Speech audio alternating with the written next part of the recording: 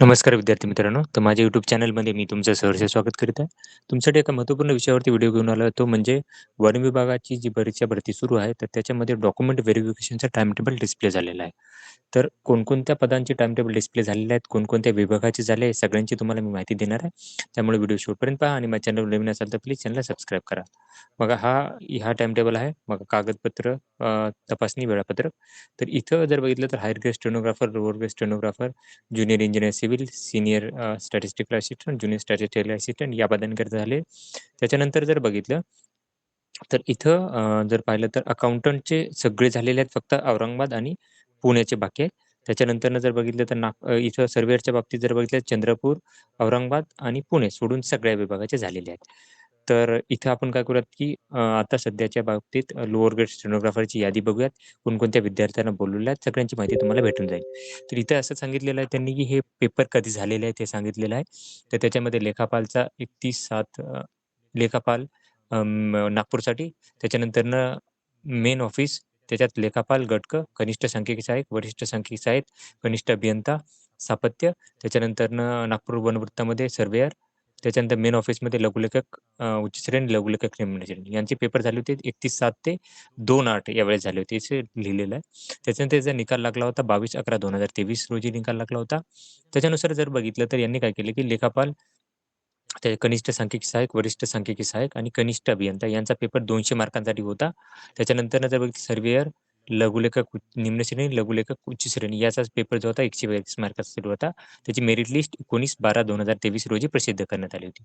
त्याच्यानुसार असं सांगत आहेत ते, की लेखापाल, कनिष्ठ सांख्यिकी सहाय्यक, वरिष्ठ सांख्यिकी सहाय्यक आणि कनिष्ठ अभियंता यांचा पेपर जो होता तो 200 पैकी होता. तर त्याच्यानुसार 45 टक्क्यापेक्षा जास्त गुण जेवढ्या विद्यार्थ्यांचे होते, तर त्यांची मेरिट लिस्ट डायरेक्ट लावलेली आहे त्यांनी.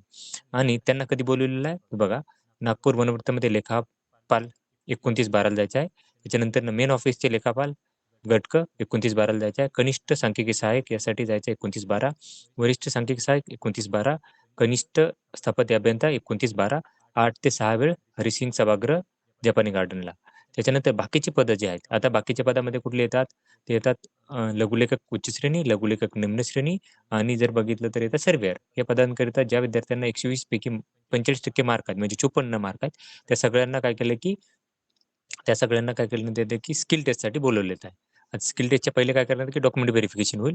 तर त्यासाठी सर्वेअर गटकसाठी 29 ला होईल, 29 तारखेला 1 ते 81 मार्क, 1 ते 81 नंबर, 1 ते 81, 181.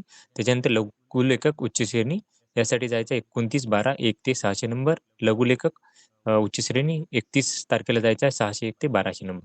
आता हे आहे लघुलेखक निम्न श्रेणीसाठी. 1 तारखेला 1 ते 600 नंबर, 2 तारखेला 601 ते 1200 नंबर, 3 तारखेला 1201 ते 1800 नंबर, 4 तारखेला 1801 ते 2400 नंबर, 5 तारखेला 2401 ते 3000 नंबर, 6 तारखेला अ, एक 3000 ते 1300 नंबर.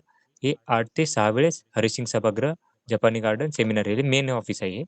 त्याच्यानंतर असं सांगितलं की याच्यानंतर तुमचं डॉक्युमेंट व्हेरिफिकेशन होऊन नंतरनं तुमची 80 मार्काची व्यावसायिक चाचणी होणार, स्किल टेस्ट.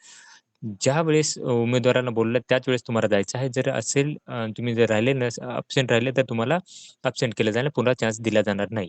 त्याच्यानंतर तुम्हाला डॉक्युमेंट कुठले लागणार? शैक्षणिक अर्हता, कास्ट रिलेटेड, हॉरिझॉन्टल रिलेटेड सगळे डॉक्युमेंट लागतील.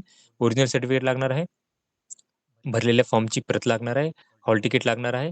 त्याच्यानंतर स्वतःचं ओळखपत्र, आधार कार्ड, पॅन कार्ड, निवडणूक लायसन या सगळ्या गोष्टी तुम्हाला लागेल. त्याच्यानंतर पासपोर्ट साइज फोटोग्राफ लागणार आहे. त्याच्यानंतर ओरिजिनल डॉक्युमेंटसोबत एक तुम्हाला अटेस्टेड झेरॉक्सची एक कॉपी लागणार आहे. त्याच्यानंतरनं जर सांगितलं तर हे लिस्ट आहेत. बघा, आता 1 तारखेला तुम्हाला जायचं आहे. 1 तारखेला 1 ते 600 नंबर, 8 ते 6 वेळेस. 2 तारखेला 601 ते 1200 नंबर, 6 ते 8 ते 6. 3 तारखेला 1201 ते 1800 नंबर, 6 ते 8.